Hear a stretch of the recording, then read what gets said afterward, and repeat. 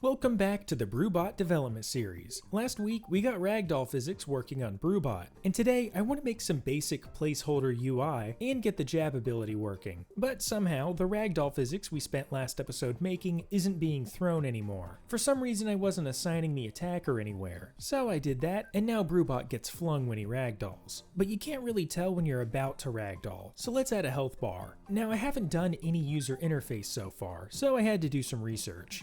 If you can consider skimming through a kidscancode.org lesson research. So after taking some notes, I set up the node structure for the HP bar. Then I attached a script to one of the nodes and got a reference to the health bar. I'm going to set up a max health variable on BrewBot's combat component and reference that and the current health variable to set the HP bar. But instead of updating the health bar every frame, I'll make an update HP bar function, which is called whenever you take damage or heal, assuming I can figure out how to call a function like that. I tried using call and then typing the name of the function with the new health amount that I'm passing in afterwards, and I'll print that value to see if it works. And sure enough, it does work, but it's a bit delayed. Looks like we're calling the function after the iframes, so let's put that higher up to get rid of that delay. Then we can set the actual health bar itself using the value from that update HP bar function. I typed a lot of these lines wrong the first time, and got a couple of crashes. But once I picked up on what I messed up, I was at least able to get the health bar to start off full. But when I get hit, we get another crash. But it's not because I typed something wrong, it's because I told it to crash.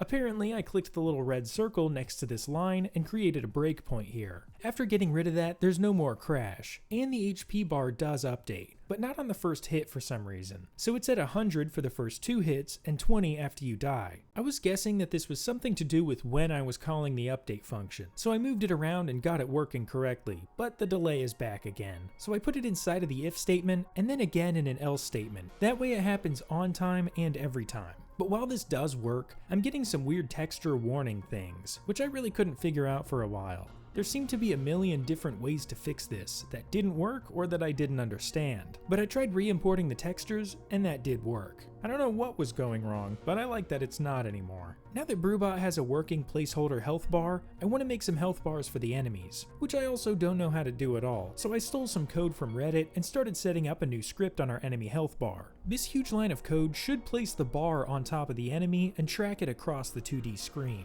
which did kinda work, but the bars do pop in at the wrong time, and there's a lot of features that I still want to add to this. But the biggest issue is the fact that my mouse just keeps stopping randomly. I kept asking ChatGPT and it would be like, oh, of course, this is what's happening. And I'd try that and it wouldn't work. And it would be like, oh, of course that didn't work because this is actually what's happening. And that went on for about an hour. I ended up completely changing how the health bars are created, making them spawn into a UI component on the level instead of being directly attached to the enemy. And while that doesn't fix the issue, I am kind of impressed that it worked at all. But then, after spending forever trying to fix this, I found a little box thing that you click that I didn't click on one of the things, and that fixed it all. I'm not sure if the new way I'm spawning the health bars has any real advantage, but it was hard to set up, so I'm leaving it. Now I'll try and make the health bars disappear when you aren't looking at them, which I clearly screwed up pretty bad. I fixed it partially, but it's gonna need some work still. So I did whatever this is, and a little bit of that, and there we have it. But there's a few more things. I want to make the bar shrink as you get further away from it, but whatever I was typing here was not going to make that happen. But then it hit me. I realized exactly how I should scale the bars up and down within a clamped range based on your distance to the enemy that it's attached to. Because I had ChatGPT open on my other monitor. So I typed what the robot told me to, and added a line that makes the bars disappear entirely when you get too far away. And now, for bare bones ugly placeholders, these work pretty nicely. I even made it so that the bars don't appear if they're at full health. That way there's not a bunch of health bars blocking everything all the time. But I guess the health bar should actually work and not just display 0%. I feel like I know what I'm doing now though. This should be more of the same, including the crashes. But overall, it went very smoothly, and really makes the combat feel better. But there was one thing I was worried about. I added a line that prints to the console every single frame that the HP bar exists, and singled out one enemy. And sure enough, it keeps printing after he dies, which means it keeps occupying some amount of memory, which is bad. That's because it's not parented to him, it's just floating around in the level. So I added a line to delete the bar just before the enemy is deleted, and now the printing stops when he dies, meaning the health bar is gone. Missing that little mistake would have made a small memory leak, at least while you're in this level.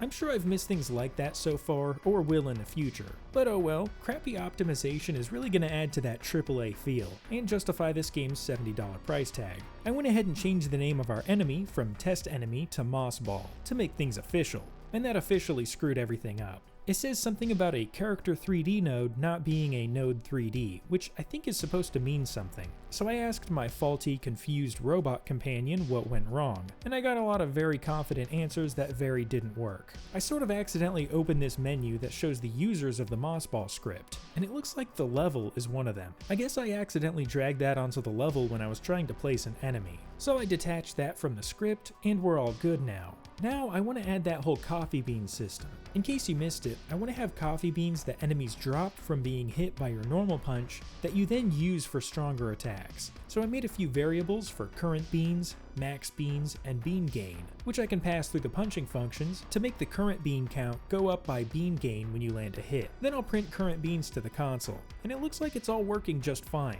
Now we need to limit the max to 10 beans. I tried making an if statement that sets current beans to 10 if it's ever over 10, which is a really stupid way to set it up, because it didn't act right at all. So instead, I'll make an update coffee beans function just like we had for the health bar. And I can have the max bean count condition in here somewhere. I called this function from the enemy's take damage function and passed in bean gain, which it received from the attack signal. Then I made it only add the bean gain if you're under max. But I only want this to be the case when receiving beans, not spending them. Otherwise you'd get stuck at max. So I made a boolean that also gets sent over when you damage an enemy or use an ability. Then it'll increment or decrement the bean count based on if you gained or not. I started making a statement that checks if you have enough beans to use an ability, but I realized that should happen earlier than this function, so I'll just subtract the received value. And the bean count does max out at 10 now. So let's make an actual UI label just under the health bar, and reference it in the combat component script. Now we should be able to set the text to whatever the coffee beans variable is during the update beans function, and it looks like that works pretty good.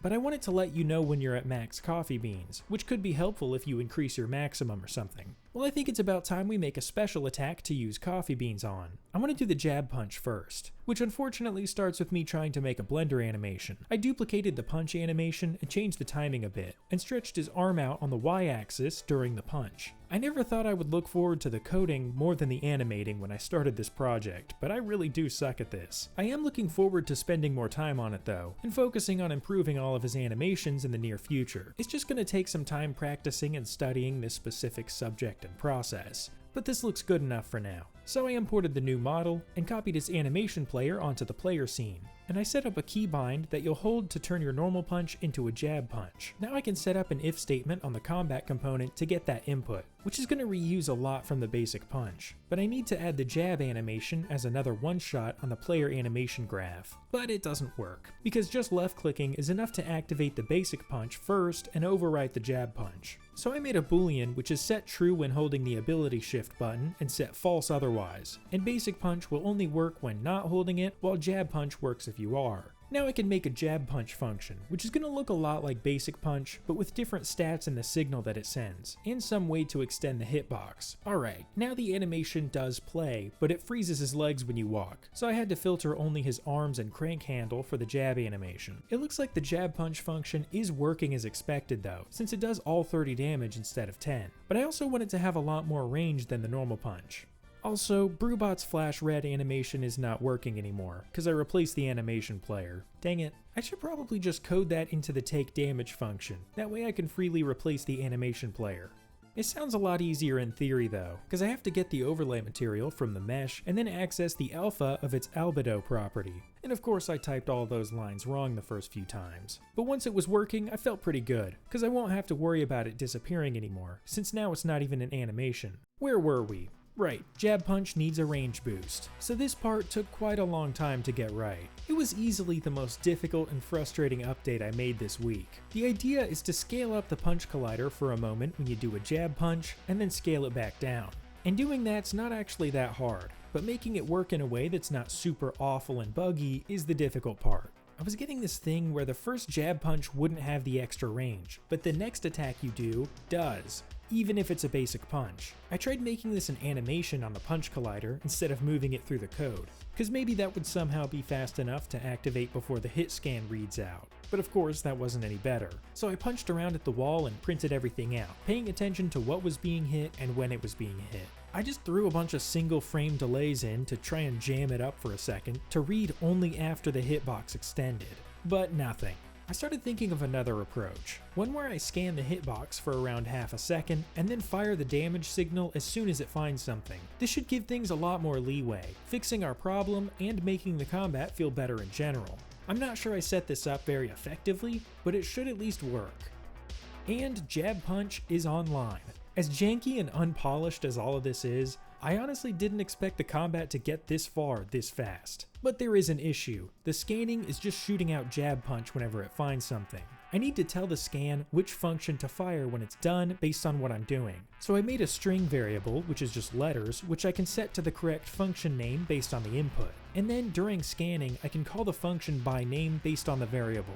And to my surprise, that actually worked. Now the combat's feeling pretty good, except for the fact that it feels really awful because it's completely inconsistent. So I had it search through the array of punch targets to try to find Brew Bot, since he does punch himself sometimes and block up the signal, and I had it remove him by index. I also changed his hitbox to a cylinder, scaled it to the right proportions, and then scaled it way in to not include his limbs or anything. Of course, now his physics box covers it though and prevents him taking damage, so I'll need to scale that in even smaller. And now the hit registration feels really nice. I definitely should have shrank the hitbox down a lot more when I took your guys' advice on that originally. Now I'm gonna make the Jab Punch only work if your current bean count minus the cost is greater than 0. So if it costs 2 and you have 1, it won't work. And I'll make it subtract 2 beans as well. Now you've got to land a basic punch in order to do a jab punch, but one punch feels too easy, so I made it cost 4 beans, which I think is going to work better. But it seems like if they're too close to you, you can't hit them, which is because now there's a gap between Brewbot's hitbox and his punch collider. So I'll readjust the punch collider and we should be in working order. And I think that's going to do it for this week. The combat's feeling way more responsive and smooth now. Now that we're at the episode 10 mark, I want to slow down and do a recap and sort of regain my bearings on where we're going next. I want to spend episode 11 and maybe 12 and 13 just planning things, bug fixing, cleaning up animations, stuff like that. Well anyways, I'll talk to you next time. Thanks.